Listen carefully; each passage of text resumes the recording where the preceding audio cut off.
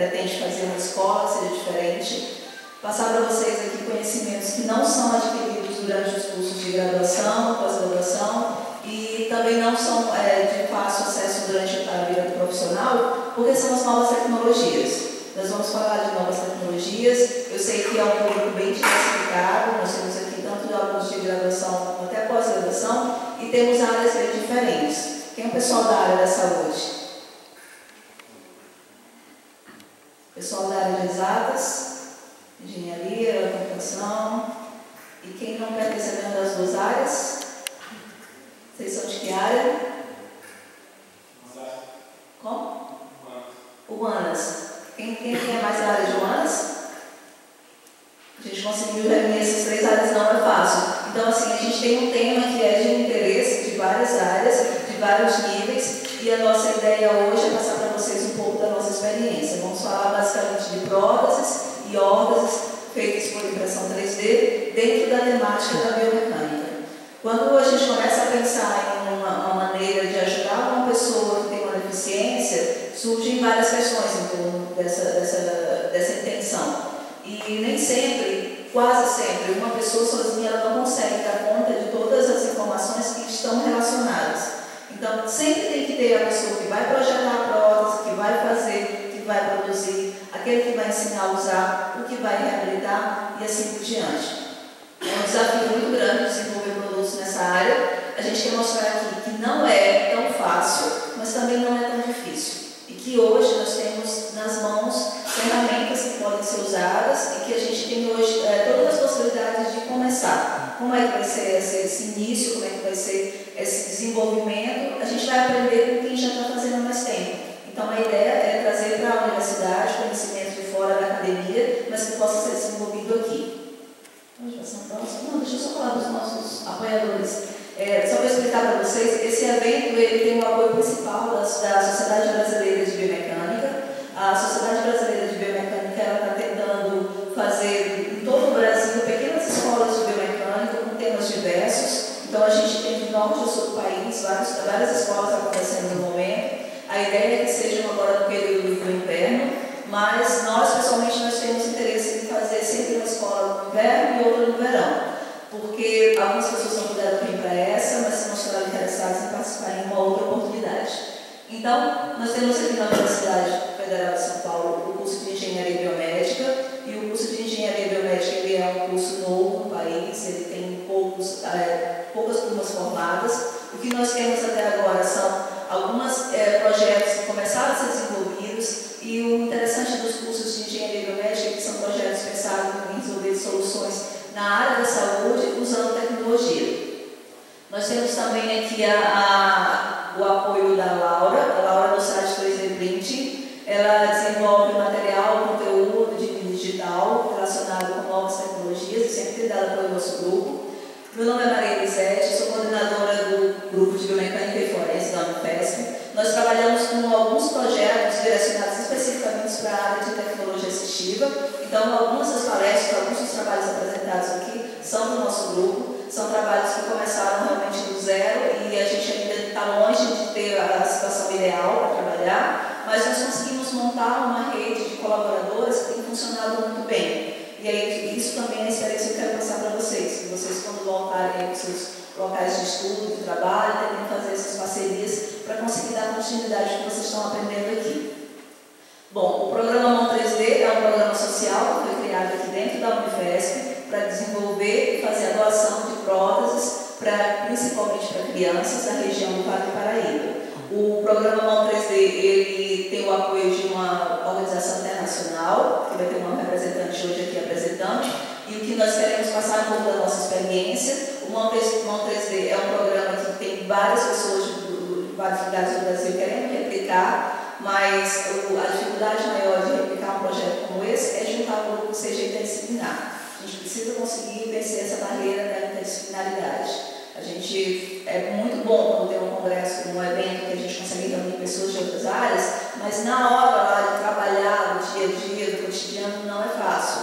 Porque cada um tem a sua formação, cada um tem o seu conhecimento, e a gente tem que tentar aprender sempre com o outro para conseguir trabalhar melhor. Então essa é a intenção de que a gente consiga fazer essa reunião. Bom, nós temos nossos kits, dos workshops. Pode passar?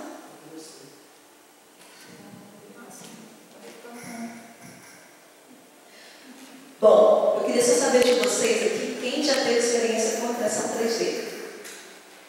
Tem impressora, já imprimiu? Quem só já viu impressora 3D? Tem lá fora, né? A gente está apresentando. E quem não tem nenhum conhecimento de impressão 3D já deve ter tido uma informação de que é uma tecnologia que está chegando. A gente está com possibilidades agora de utilizar mais recursos de impressão 3D, porque as impressoras estão caindo no custo, tanto as impressoras como os insumos. Tem um pessoal lá fora fazendo exposição, mas vão ficar durante todo o evento apresentando o funcionamento das impressoras. E a gente vai falar especificamente nessa primeira sessão da manhã sobre as próteses e órteses produzidas por impressão 3D. Quem não sabe a diferença entre prótese e órtese? Vou ficar dando várias paradinhas assim para explicar alguns conceitos. Todo mundo sabe a diferença de prótese e órtese? Tá, então vou só repetir aqui. A diferença principal de prótese e órtese, a terapeuta ocupacional me corrige se estiver errado, mas a diferença principal é que a prótese, ela substitui uma função do membro perdido. Então a prótese, ela vai substituir a função. E a órtese, ela vai dar uma sustentação, um apoio ou imobilização, ou ela vai articular de uma maneira específica. Então, o exemplo mais simples que a gente tem, a prótese de mão, você sabe o que é uma prótese, é um dispositivo que vai substituir a mão, ela tem que ter a função que a mão faz, que é ou parecer com a mão, ou ela tem a função de abrir e fechar, conseguir manipular objetos. A órtese, o exemplo mais comum que nós temos é aquela órtese que a gente consegue comprar na farmácia, por exemplo, quando está com tendinite de uso no computador. Então, a órtese sempre vai ser um dispositivo que vai só dar apoio, de manter uma posição específica. E a prótese, ela tem que desenvolver uma função. Por que o nosso título é esse daqui? Ó? Desafios de desenvolvimento e produção. Porque a gente não tem a intenção de chegar para vocês e mostrar, olha, sabemos fazer próteses e órteses por impressão 3D, é fácil e é lindo. Não é assim. Às vezes, quando eu dou uma entrevista, o repórter sempre ele quer dizer que é só apertar o botão e sai a prótese. Então, assim, tem uma série de pequenas dificuldades no processo de fazer uma prótese que, se não for considerado, a pessoa começa com a melhor das intenções e ela vai dar continuidade. É impossível? Não, não é impossível, mas tem que ter uma coisa fundamental, muita paciência. Se nós tivéssemos impressoras 3D profissionais para trabalhar, dá para você colocar uma impressão, você deixa lá imprimindo e vai dormir de manhã está pronto. As impressoras que nós usamos, elas são todas de baixo custo. Eu não sei vocês, aí tem alguma impressora profissional, mas no laboratório nós temos somente impressoras de baixo custo. Incluído nessa questão de ter o baixo custo, está uma série de dispositivos dentro da impressora que não vai funcionar como funciona uma impressora profissional. Então precisa ter muita paciência para conseguir contornar as dificuldades que vão aparecendo. Então a nossa intenção aqui é desde já passar a questão das informações, da interdisciplinaridade, não mostrar só a parte glamourosa de que dá para fazer, de que é possível fazer, e tentar contextualizar dentro da biomecânica. Se você quer fazer uma pesquisa, um projeto, ou até mesmo como um hobby, prótese de membro superior, você precisa ter um conhecimento básico, assim, mínimo, do funcionamento da mão humana. Porque assim, é muita pretensão nossa querer substituir a mão humana. Porque a mão humana ela tem uma série de funcionalidades, ela é formada por um número grande de materiais, de estruturas, que a gente não consegue reproduzir tudo isso no dispositivo. Agora imagina conseguir fazer tudo isso em casa, só apertar o botão na impressora e sair uma prótese. Então, o que a gente tem hoje de prótese de membro superior é um paliativo, é um dispositivo que vai substituir algumas das funções da mão humana. Isso considerando toda a complexidade da biomecânica. Durante o evento, as pessoas vão falar, como nós temos áreas diferentes, eu pedi que os palestrantes tentassem evitar usar termos muito técnicos e principalmente as abreviações, a gente não ficar falando aqui várias siglas que a gente não entende o que é, mas algumas eu vou introduzir. Então, PCD é a abreviação de pessoa com deficiência. A pessoa com deficiência, ela é uma pessoa que ela tem um problema específico causado por uma dificuldade de desenvolver algumas tarefas no dia a dia. Nós temos vários tipos de deficiência e nós temos níveis diferentes de deficiência. E se a gente for ver a fundo, todos nós temos alguma deficiência. E não é querendo ser estraga prazeres, mas nós não temos nenhuma deficiência, em algum momento nós vamos adquirir alguma deficiência. Porque existem deficiências relacionadas com a idade, por exemplo. Como nós estamos vivendo cada vez mais, é normal que as estruturas do nosso corpo, elas comecem a apresentar alguns problemas. E esses problemas são classificados também como formas de deficiência. Então, nós temos a pessoa com deficiência hoje, ela tem muita dificuldade de ser incluída na sociedade, no trabalho, na escola. Mas já foi muito pior. Quem conhece a área, quem trabalha na área, sabe que há 20 anos atrás, há 50 anos atrás, essas pessoas não tinham problema de inclusão. Elas eram totalmente excluídas. Tanto é que o IBGE ia na casa de uma pessoa que tinha deficiência e nem contava com aquela pessoa. São 3 pessoas. Se tivesse um cadeirante, não contava com ele. Porque ele, teoricamente, ele não ia contribuir para a sociedade, ele não ia para a escola, então ele vai ficar ali e não vai incomodar ninguém. Então, nós passamos por um momento, e isso não é só do Brasil, essa evolução acontece no mundo inteiro. E é uma tendência que vai aumentar cada vez mais. Então, se hoje nós temos cotas para pessoas com deficiência, se tem isenção de imposto para pessoa com deficiência, é porque em algum momento foi questionado que essas pessoas têm os mesmos direitos. Elas têm direito, inclusive, de chegar numa loja e comprar algo que foi feito especificamente para ela. Por enquanto, o mercado ainda é muito fechado, mas a tendência é que isso aconteça. Então, a pessoa com deficiência, ela precisa de recursos, dispositivos, e aí entra a parte da tecnologia, para conseguir exercer as atividades de vida diária, pelo menos o próximo do que seria a situação ideal. Por isso que não adianta pegar uma pessoa com deficiência e colocar na sala de aula e esperar que aconteça a inclusão. Ou pegar uma pessoa com deficiência e colocar numa empresa para preencher uma cota e não dar recursos para que ela possa desenvolver o potencial dela. O que são esses recursos? Esses recursos têm um termo técnico específico, é a tecnologia assistiva. Nós temos hoje então uma nova área que está se abrindo, e a tecnologia assistiva ela é uma área que ela envolve quase todas as profissões. Difícil você pensar numa profissão que ela não consegue ser envolvida na tecnologia assistiva. Porque tem o pessoal da área de engenharia que vai desenvolver o produto, tem o pessoal da área de marketing que vai divulgar esse produto, tem o pessoal da gestão que vai gerenciar essas empresas, entra o pessoal fundamentalmente importante da saúde, que vai fazer com que aquele produto tenha uma função, ou seja, a adaptação entre o produto e o usuário, e tem também o papel fundamental do usuário, que quando ele fala que não vai usar esse dispositivo porque não resolve o problema dele, é uma pessoa, só que tem vários no Brasil com o mesmo problema. Então, se a empresa faz um produto de tecnologia assistiva sem pensar em todas essas considerações, ela vai fechar, ela não vai conseguir vender. O Brasil tem uma dificuldade muito grande ainda hoje de desenvolver produtos de tecnologia assistiva. O que acontece com a gente atualmente? Nós importamos quase tudo. Então, nós temos 2 opções, ou nós importamos, ou nós fazemos de qualquer jeito. E esse qualquer jeito, às vezes, é a única solução encontrada por um parente, pelo pessoal da área da saúde. O pessoal da área da saúde, eles sabem exatamente o que tem que ser feito, só que eles não têm uma formação, nem têm acesso a tecnologias para fazer isso funcionar, por isso que tem que ter esse casamento. Então, a tecnologia assistiva, a gente está tentando introduzir esse tema com bastante cuidado, porque ele é um tema muito abrangente, mas nós usamos ele nas disciplinas da engenharia médica, na pós-graduação e em todas as possibilidades para divulgar, para que as pessoas possam ter um conhecimento mais abrangente do que ela é. Tem um exemplo que eu gosto de dar nas palestras, que eu pergunto quantas pessoas aqui, vocês, usam óculos para ler. Vocês se consideram pessoas com deficiência? E os outros que não usam óculos vão usar também daqui a pouco, não se preocupe. Vocês se consideram pessoas com deficiência? Sim. Sim? Mas perante a lei não é pessoa com deficiência, porque usa óculos. Por que perante a lei uma pessoa que precisa do óculos, ela não é considerada pessoa com deficiência? Porque é muito barato comprar um óculos. Se o óculos que a gente usa custasse R$200 mil, quem poderia ter um óculos para ler? E como é que ia ser a vida de vocês se vocês não conseguissem ter esse óculos para ler? Com certeza ia atrapalhar um pouco o estudo, trabalho, família, lazer também, né, para ler um livro. Isso é o que acontece no Brasil hoje.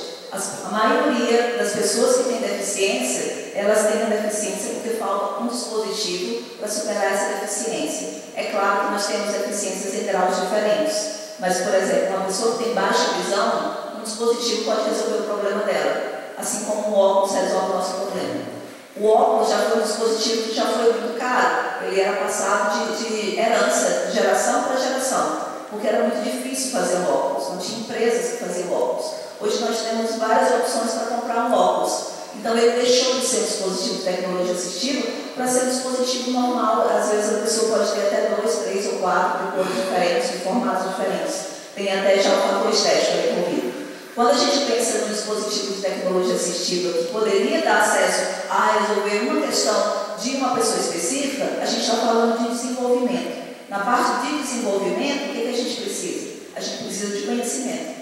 O engenheiro tem que ter conhecimento também da área da saúde, senão ele vai projetar um dispositivo que não vai funcionar. A pessoa da área da saúde, ela tem que passar essas informações para a área técnica do que é que o paciente precisa, porque senão também não vai funcionar. E eu vou ficar repetindo essa questão, porque é uma coisa que é um dos pontos principais pelo qual o Brasil não tem muitos dispositivos de tecnologia assistiva. É claro que tem outros motivos também.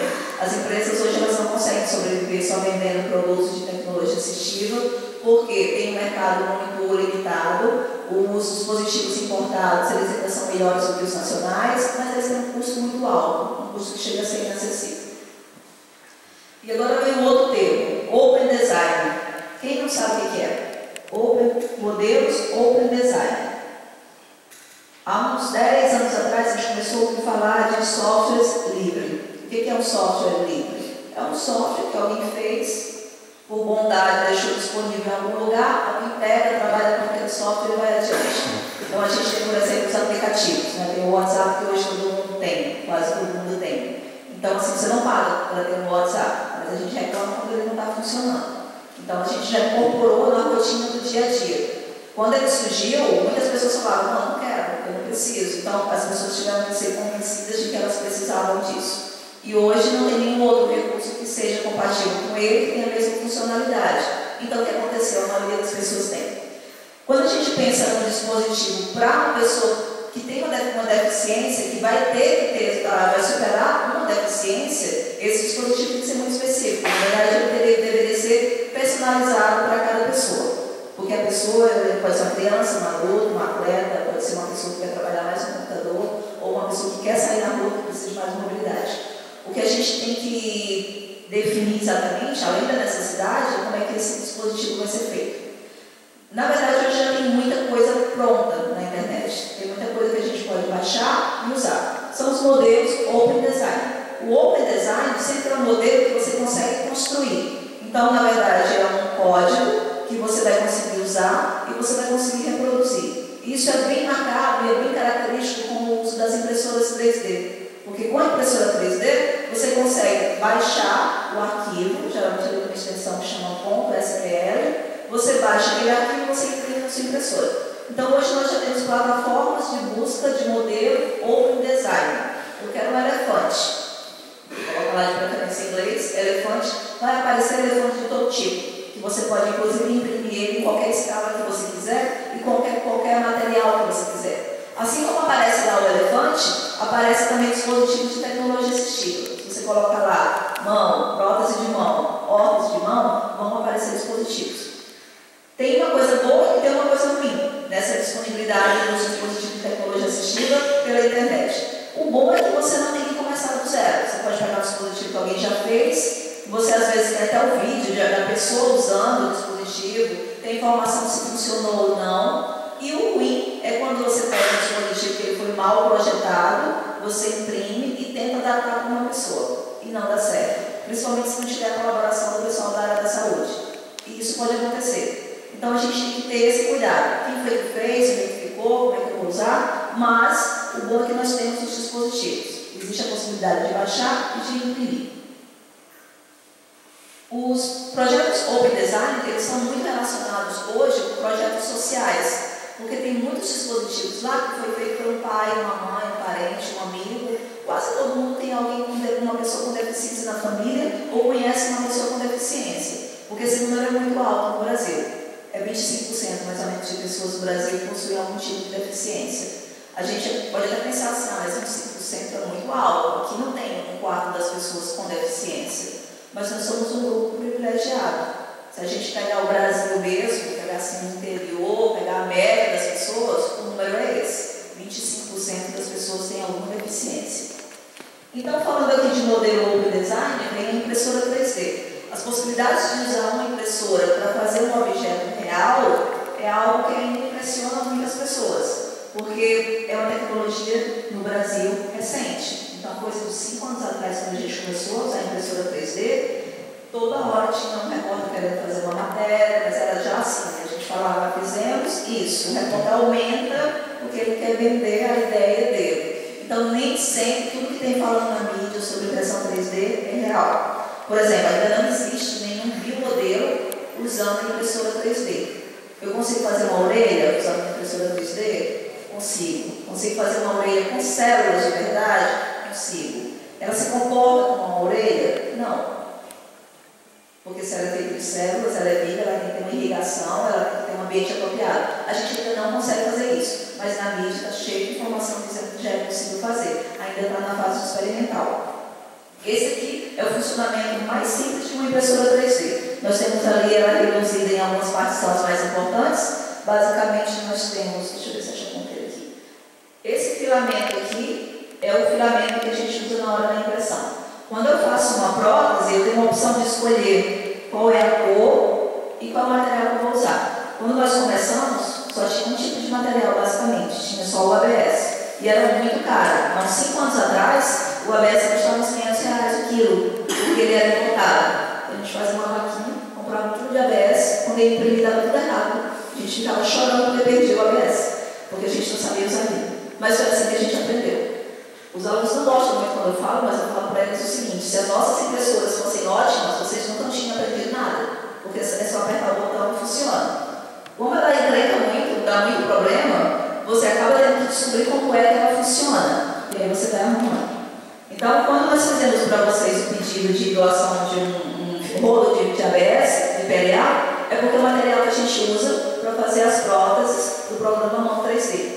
E esse material, ele tem hoje uma gama muito grande de opções. Na época que a gente começou não tinha. Mas basicamente você tem que ter a opção de ter um filamento. Esse filamento vai passar por uma cabeça de pressão que ela é aquecida. Quando ela é aquecida, o filamento ele é depositado. Mas ele é depositado assim muito lentamente, em camadas muito finas. E ele vai formar um objeto que foi previamente desenhado no computador. Então basicamente eu vou lá no meu computador, faço um desenho em 3 dimensões. Para a impressora entender aquele desenho, ela pega aquele desenho e fatia ele todo. O que ela entende é a posição onde o material tem que ser depositado. A impressão vai ficar boa se o desenho for bem projetado. A impressão vai ficar boa se o material for um material adequado, se a impressora estiver na temperatura adequada, se a velocidade de impressão estiver correta. Então, são vários parâmetros que precisam ser observados. Falando agora especificamente sobre a questão das próteses e órgãos de membro superior, no Brasil nós temos 3 opções de próteses de membro superior. Tem uma ou outra opção intermediária, mas basicamente o que o SUS fornece são esses 3 modelos. O primeiro modelo é uma prótese estética que tem a função de parecer com uma mão humana. Ela não tem uma resistência mecânica adequada para fazer nenhum tipo de movimento, não tem nenhum tipo de forma de controlar esse movimento. Então, uma pessoa teve um acidente, ela perdeu uma mão. Oi, Patrícia, tudo bom? Uma pessoa teve um acidente, ela perdeu uma mão. Inicialmente, ela quer suprir a falta do membro. Então, para isso serve a prótese estética. Para a pessoa não chamar muita atenção, ela não está faltando a mão. Porque toda hora vai chegar alguém meio sem noção e vai perguntar como foi que você perdeu a mão. Então, principalmente se é criança, se está na escola. Então, a prótese estética ela tem uma função que é substituir o membro perdido e parecer o mais próximo da mão humana. Quando a gente pensa numa prótese estética, a gente sabe que ela tem que ter um material adequado para ser da mão humana. Vocês têm ideia de quanto custa uma prótese estética de mão? Chuta aí. Quanto? Desculpa, não ouvi. 500? Só isso? Tem um pessoal ali atrás balançando a cabeça que não. Bom, vou passar informação que eu tenho do SUS é que o custo da prótese estética ela é mais ou menos R$1.000 por dedo, cada dedo R$1.000, e a palma seria uns R$2.000. Então ela tem um custo aí de R$7.000. Não sei se é o custo que chega para a pessoa que vai comprar, mas é o custo que eu tive a informação do SUS. Tá, a gente precisa de R$7.000, mas de repente resolve o problema da pessoa, ela quer somente cuidar da questão estética. O problema da prótese estética é que ela, como ela é um material que tem uma textura parecida com a textura da mão, esse material não tem resistência mecânica. E a pessoa acaba utilizando para empurrar uma coisa, para puxar a outra, e ela tem uma tendência muito grande de rasgar. O outro problema é que ela mancha muito. Quantas vezes por dia a gente lava a mão? Imagine a prótese que você não vai poder lavar com tanta frequência. E se lava, tem que ter muito cuidado, porque manchou, porque não vai conseguir tirar a mancha. Aí tem o problema da reação com o sol. Se mora num lugar que é muito quente, daqui a pouco ela começa a mudar de cor e ela fica assim, ó. Eu vou ser um exemplo para vocês. Tá vendo essa primeira mão aí? É uma prótese estética, que ela ficou manchada. Essa parte preta era tipo uma luvinha que essa pessoa usava para segurar ela no corpo, né? Porque ela tem que ficar fixa de alguma maneira. Então, no caso ali dessa primeira prótese, ela manchou e rasgou, porque ele tinha um polegar. Então, ele acabou movimentando o polegar e rasgou. Esse é o problema maior. Ela é uma prótese boa, ela tem uma função que ela deveria ter. Só que o SUS não tem um sistema de entrega de prótese estética com manutenção. Então, com 6 meses, com 8 meses, pode ser que essa prótese não tenha mais a função de ser estética. E a pessoa fica sem a prótese de novo. Aí ela tem que entrar com recurso, porque demora de 2 a 3 anos para receber uma outra prótese. Então, a pessoa que sofreu uma amputação, ela volta a ser amputada. Então, não é uma solução. A prótese estética, as pessoas reclamam muito disso. Ali do lado, eu tenho a Aline Albuquerque, é uma artista plástica. Ela faz restauração de prótese estética. Eu nunca tinha visto isso. E ela está começando agora também nessa área. Mas ela faz praticamente em cima daquela prótese, ela faz um milagre de restaurar o material para ficar parecido como era antes. E ela falou que agora tem algumas pessoas procurando, principalmente por conta dessa questão da demora da entrega de uma segunda pelo SUS. Ali no meio a gente tem uma prótese mecânica. A prótese mecânica, ela tem a função de ser acionada por alguma parte do corpo para abrir e fechar a mão. Então eu tenho que usar alguma articulação. Geralmente essas próteses elas usam articulação do lado contrário. Então faltou esse membro, eu tenho que fazer um movimento desse ombro para acionar essa prótese. É a prótese que tem mais rejeição, não é, Patrícia? Essa, a prótese mecânica das 3. É o que tem na literatura e é o que as pessoas, já muitos usuários me falaram. A taxa de rejeição chega a 90%. Por quê? Porque a pessoa ela perdeu a mão, ela quer fazer alguma coisa ali. Ela vai mexer esse ombro para pegar um copo que pode cair, que não tem uma destreza muito grande. Então, no que ela tem que fazer esse movimento para acionar e abrir a prótese, ela já vai com essa mão e faz tudo. Então, assim, quando a pessoa tem uma mão, ela não vai deixar de fazer as atividades que ela fazia antes, porque a mão vai resolver o problema dela de modo mais prático, tá? E essa prótese mecânica, ela tem alguns outros inconvenientes que não seriam adequados para uso infantil. É o peso dela, ela é feita de material injetável. Ela tem também um sistema de controle que ele é muito assim, abre ou fecha. Então, para pegar um copo descartável, por exemplo, não tem sensibilidade, como nenhuma dessas próteses tem nenhuma sensibilidade. E o que eu tenho de informação é que a taxa de rejeição é alta. E ela tem um custo bem variado, mas lá no Belo SUS eles falam em torno de R$15.000. A terceira prótese é a prótese mioelétrica. Mioelétrica significa que ela funciona a partir da atividade muscular. Não é que eu vou colocar alguma coisa dentro do músculo para a prótese funcionar. Mas quando eu movimento o músculo, eu tenho um movimento aqui na superfície da pele. E esse tipo de prótese ela tem sensores. Esse sensor vai captar o movimento superficial e vai acionar um motor que vai abrir e fechar a mão. Então a gente já está dentro de uma prótese que é cheia de componentes por dentro. Na verdade, a prótese bioelétrica é um computador. Você está andando com um computador aí na mão. Como é que você vai falar para uma criança que ela não pode bater o braço? Se ela tivesse uma prótese estética. Não pode molhar, não pode bater, não pode balançar. E uma hora acaba a bateria. E aí ela continua sem ter a movimentação. Então, as próteses bioelétricas é um problema ainda no mundo inteiro. Não se consegue fazer uma prótese bioelétrica de baixo custo que seja realmente funcional. Dos próprios projetos feito Open Design, nós temos alguns exemplos, mas até agora não tem nenhum bom, assim, que realmente funciona. E o custo dela é muito alto. Não sei se vocês têm ideia de quanto custa uma prótese bioelétrica, mas ela pode chegar a R$300 mil. Então, é o custo de um apartamento, não é? Que nem todas as pessoas conseguem durante a vida inteira comprar um apartamento. Então, o custo da prótese bioelétrica, ele torna ela inacessível. E as pessoas que usam, elas também reclamam que a funcionalidade dela não é quanto esperado. Porque se você pagar R$300 mil por uma mão, essa mão teria que ser melhor do que a outra mão que você tem. E não é essa a realidade. Como a gente falou no começo, é bem difícil reproduzir todas as funções da mão humana. E a prótese bioelétrica é uma aproximação. O problema dela, atualmente, é o custo. É muito caro. E assim, tem possibilidade de fazer uma prótese bioelétrica com material mais barato? Tem, mas a gente ainda está no processo, tá? Não existe nenhum modelo pronto definitivo que possa ser usado. E já passei. Agora eu vou falar um pouco da Enable. Cadê o Everton?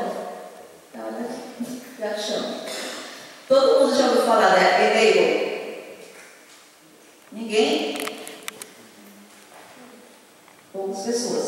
Mas você já ouviu falar do Mão 3D? Do projeto das próteses. Tá. O Mão 3D foi criado graças à Enable. E a Enable foi criada graças a um africano, lá na África do Sul, que há uns 6 anos atrás teve um acidente na sua oficina e perdeu parte da mão. O Richard, ele estava trabalhando na marcenaria, teve um acidente, perdeu parte da mão, e tem um vídeo que ele fala que quando eu ia para o hospital, ele falava para ele não enlouquecer, eu comecei a falar para ele mesmo, você fazer uma mesa, você fazer uma cadeira, você fazer um estante, eu vou fazer uma mão. Então ele ficou com uma ideia bem obsessiva de fazer uma mão. Quando ele voltou do hospital, ele usou todos os recursos que ele tinha na carpintaria dele, de material, de fio, de metal, para tentar fazer uma mão. Ele tinha toda a ideia de como é que essa mão poderia funcionar e ele também não tirou essa ideia do zero, não. Ele tirou essa ideia de um dentista que no século anterior tinha desenvolvido uma estrutura parecida com uma mão. Então ele pegou essa ideia dele e tentou adaptar para o material que ele tinha acesso. Metal, nylon, fio, madeira. Só que a mão dele não ficou muito boa. E aí ele começou a procurar colaboradores. Então ele começou a procurar colaboradores na internet e encontrou um americano da área de design. E ele falou para ele, preciso da sua ajuda para fazer uma mão. O americano, ele trabalhava desenvolvendo mãos mecânicas para decoração de teatro, de Halloween. Ele fazia, na verdade, umas garras assim, de monstros. E aí ele falou assim, eu não sei fazer mão de monstro, eu não sei fazer mão de gente mesmo, que possa funcionar. Ele falou, mas junta a tua mão com a minha mão que vai sair alguma coisa. E ele convenceu, o Richard convenceu o Ivan, aí lá dos Estados Unidos para a África, foi na época que surgiu o boom das impressoras 3D. Que foi mais ou menos o que está acontecendo aqui agora, está surgindo impressoras 3D, nos Estados Unidos isso aconteceu já há uns 10 anos atrás. E lá, só que lá teve uma empresa que fez uma impressora 3D profissional, que é a MakeBot, um custo mais acessível, as pessoas começaram a comprar. E aí, designer, carpinteiro, lá na África do Sul, conseguiram uma MakeBot, uma inovação. O Ivan, ele sabia fazer modelagem 3D. Pegou o modelo, que era um modelo meio tosco lá do Richard, passou para o computador e imprimiram uma impressora 3D. Quando eles imprimiram na impressora 3D e montaram, o Richard ficou decepcionado com a prótese dele, porque ele queria que a prótese dele permitisse que ele usasse todas as peças da carpintaria dele. Ferramenta, faca, martelo. E ele falou assim, não vai resolver o meu problema. Essa prótese eu não consigo fazer o que eu queria fazer com ela. Só que a ideia dele não parou aí. Ele imaginou assim, que eu não consigo fazer com essa prótese, abrir e fechar, para mim não serve, mas serve para uma criança. O que a criança faz o dia inteiro? Ou está brincando ou está comendo, né? Essas duas coisas. Então, assim, uma criança que não tem uma mão, se ela conseguir pegar objetos, escrever e se alimentar, já é muita coisa. São atividades que a gente não dá muito valor no dia a dia, mas é muita coisa para quem não tem, porque são coisas que você faz todo dia e vai fazer a vida toda. Então, o que o Richard fez? Criou um modelo mais adaptado para criança, numa escala menor, colocou um site na internet, era um blog que foi criado, colocou na internet e deixou disponível essa informação para quem quiser. Começou a aparecer uma criança aqui, outra ali, e eles criaram então uma ONG, que é essa primeiro logo que chama Robokit, que nem é robótica, né? Na verdade, para a gente que é da área de física, de engenharia, essa mão não é robótica, porque ela não tem controle, não tem motor, mas ela parece com a robótica. E lá na África do Sul parecia com robótica, mas nesse momento parece que foi suficiente. E esse nome começou a ser muito divulgado na internet. A mão robótica, que você consegue fazer de plástico na impressora 3D. Esse modelo aqui que eu vou mostrar para vocês já é a quinta ou é a sexta geração do modelo da mão do Richard. Eu não sei se os meninos trouxeram o modelo original dele que a gente tem, que fica no nosso museu. A nossa peça de museu tem 4 anos. Mas é que de lá para cá já mudou muito. Então esse modelo aqui ele já foi bem melhorado. Esse modelo aqui é o melhor que tem? Perfeito? Ideal? Não. Ele tem uma série de limitações. Do ponto de vista de biomecânica, tem muitas limitações. Agora me diga que conhecimento de biomecânica tinha o Richard? Nenhum. Quem tem esse conhecimento? Nós. Eu estou me incluindo que eu sou da área de biomecânica. Então, se eu olho e não está legal do ponto de vista biomecânico, eu não cabe me dizer, mas essa prótese é muito mal feita. Porque eu não posso falar isso com um sistema dessa. Então, eu tenho que pegar isso aqui e melhorar. O pessoal da área da saúde é a mesma coisa. Ele vai olhar e vai dizer, mas o paciente não vai usar isso. Então, diga por que ele não vai usar? A gente pode tentar melhorar. Esse projeto inicial do Richard, ele abriu as portas para vários projetos no mundo inteiro. Então, a gente teve ali em 2011 o Richard acidente de pé de parte da mão. 2012 foi criada a RoboHand. Em 2013, eles ganharam um prêmio. A prótese inicial que ele fez ficou em exposição, eu acho que uma exposição permanente, no Museu de Londres, como uma das tecnologias mais importantes desenvolvidas nos últimos 100 anos.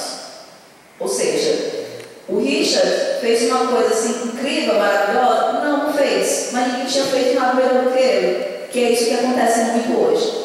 Nada do que a gente está apresentando para vocês aqui de projetos não é nada fantástico, incrível. É o que se destacou da média das pessoas que trabalham na área. Nós precisamos de mais pessoas trabalhando na área, com seus conhecimentos específicos, e precisamos até mesmo de mais pessoas que não têm conhecimento nenhum, mas têm muito boa vontade. Esse é um dos objetivos da gente reunir vocês aqui hoje. Então, a gente tem ali em 2014 a criação da Enable, que é, na verdade, uma fundação americana. O que é a Enable? O Everton vai falar para vocês o que ele veio fazer aqui hoje. Ele veio lá de Recife para apresentar para vocês uma oportunidade de participar da Enable. Não se preocupe, a gente não está vendendo nada, que aparece no começo da história. A gente não tem nada, não tem nenhum fim lucrativo.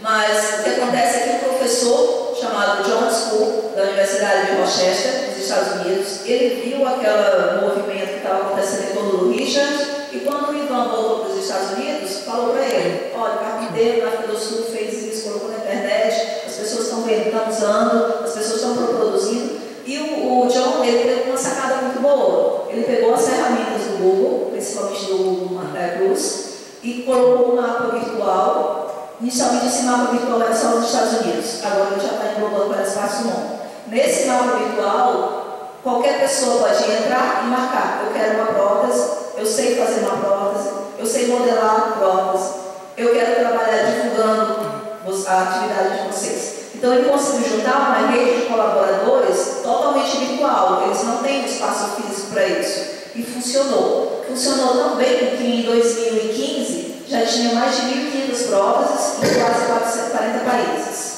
Agora, eu acho que esse número de 2017 já passou, mais de 5.000 próteses, que foram feitas e doadas a quem precisa. Dessas 5.000 próteses, uma prótese dessa veio para aqui, que foi a primeira que eu fiz junto com ainda do modelo inicial do Richard. Quer dizer, eu comecei antes que a Enable começasse. Como é que se faz uma prótese por impressão 3D? Você coloca lá o modelo, aperta o botão e sai? Não, a gente tem que imprimir separado partes por partes. E eu não vou mostrar para vocês como eram os primeiros modelos, como era a dificuldade de imprimir os primeiros modelos, a gente perdia muito material e muito tempo. E para fazer uma impressão de uma prótese dessa, você tem as peças impressas separadamente. Elas são montadas agora só por fio.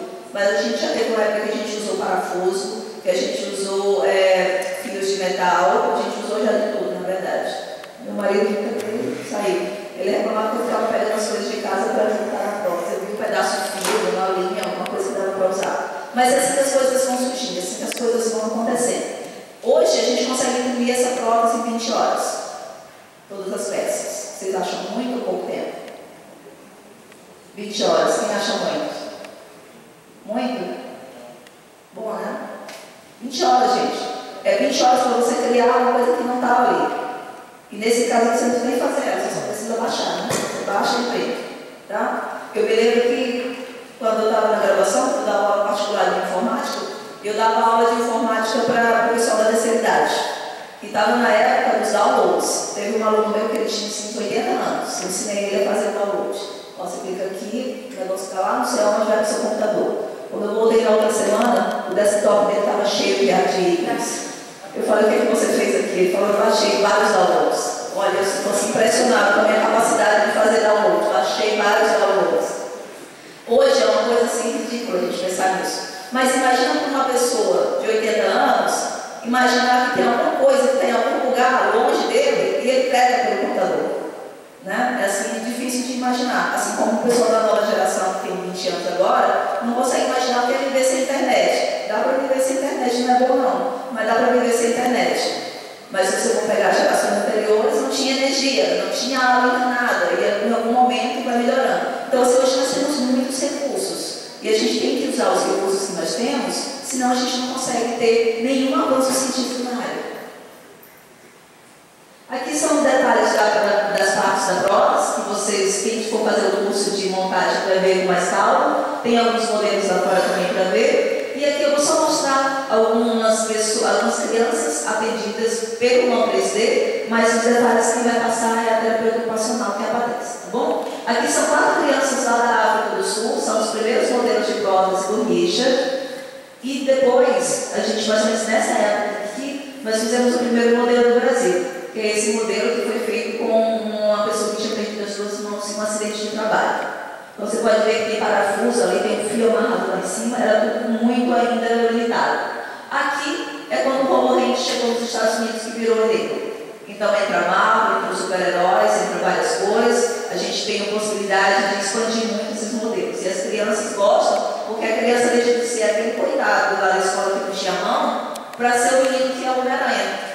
Então, assim, é uma emoção, assim, é um ganho, que eu nem vou entrar no mérito se a mão que ele está usando consegue pegar os objetos ou não. É além disso. E tem crianças também que elas querem uma prótese dessa, elas recebem e elas falam depois, não, eu não preciso dela.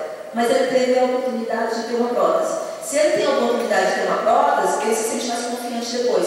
Porque ele fala, usei, não gostei, eu não preciso. É diferente daquela que não tem e vai passar a vida inteira pensando, eu não tenho condições de ter uma. Aqui mais algumas imagens do Ricardo. O nosso programa, como eu falei para vocês, nós usamos impressoras de baixo custo. Essa impressora laranjinha aqui ali no canto é de um dos nossos parceiros, é a Estela. Ela custa em torno de R$ 2.500. Então, R$ 2.500 para uma impressora 3D é um valor muito baixo, porque é o valor de um telefone, por exemplo, né? Um celular. Aqui são os primeiros alunos. A Ana está aí, acho que está todo mundo lá fora. A Ana, o pessoal que começou o grupo original do Mão 3D, eles eram de áreas totalmente diferentes. Então, a Ana, bacharel em Ciência e Tecnologia, a Laís também, e o Renan da Matemática. Aqui foi uma criança que nós atendemos, depois, se você quiser, você pode voltar aqui e ver as imagens, usar as imagens para falar um pouco melhor sobre ele. Então, nós pegamos os modelos da Enable, tentamos adaptar para o usuário, mas fazemos algumas implementações em cima. Se a criança falar, eu quero Palmeiras, então a gente tenta fazer uma adaptação para colocar o Palmeiras. Agora não apareceu nenhum cara no Palmeiras, não tem verdade. Aqui pega a campanha que nós fizemos. Opa! Desligou aí, passa para mim.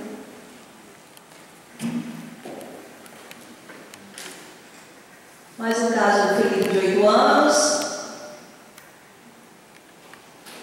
Lucas, de 4 anos. E o Gabriel. Esses casos que nós passamos são as próteses que nós já fizemos e já entregamos. As crianças estão usando, estão fazendo todas as funções do dia a dia com elas? Não. Tá? A gente tem uma dificuldade muito grande de fazer a reabilitação, a Patrícia vai falar sobre isso. A questão é, não se sabe ainda como fazer a reabilitação com esse tipo de prótese. Pode passar? Pode passar? Temos um blog na internet, já tem mais ou menos 10.000 acessos. Então, se você colocar lá no Mão 3D, blog, Mão 3D, tem vários textos, não são textos acadêmicos, são textos mostrando o dia a dia da produção de uma prótese. A gente coloca, inclusive, tudo que deu errado, que é para ver se as pessoas conseguem superar as nossas dificuldades e conseguir dar continuidade. Próximo. Aqui são os nossos colaboradores, nós temos colaboração de várias empresas. Nesse tema é fácil você conseguir colaboração, porque as pessoas têm uma intenção muito grande de ajudar. O problema é organizar essa ajuda. Tem o site da internet do Mon 3D, do Facebook. Esse aqui é o modelo da prótese elétrica que vai ser apresentado no workshop, pode passar. E eu tenho tentado incluir as próteses para as atividades acadêmicas. Então, nós já temos trabalho de conclusão de curso, de mestrado, de iniciação científica, participação em congressos.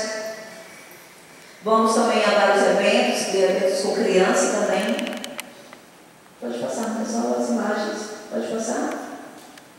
E, só para concluir aqui sobre as órteses, esse aqui é um exemplo de uma órtese feita na impressora 3D. Esse aqui é um trabalho de conclusão de curso do curso de Engenharia Biomédica da Ana, que é uma das participantes do grupo. A Ana Paula Cano é uma das pessoas que mais tem trabalhado na parte de modelagem e impressão das próteses, no desenvolvimento das próteses.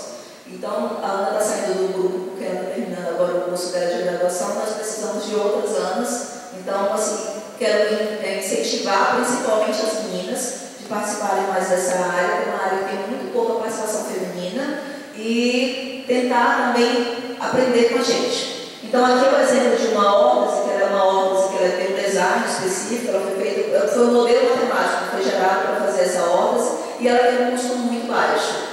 Vocês podem ver depois, se eu deixar a demonstração, que ela é muito leve, ela tem um custo muito baixo, porque ela precisa de pouco material. Só que para fazer ela colocar aqui, tem toda uma tecnologia envolvida. Como é que eu vou fazer o desenho, como é que eu vou personalizar para uma pessoa? A gente tenta fazer isso dentro de um projeto de pesquisa também. Pode passar? Pode ir? Acho que terminei. Mais um. Aqui são os nossos contatos. Lá nas mesas, lá fora, tem cartões do Mon 3D, se vocês quiserem pegar depois o contato. E eu chamo agora o Everton. Eu queria chamar aqui o Everton para apresentar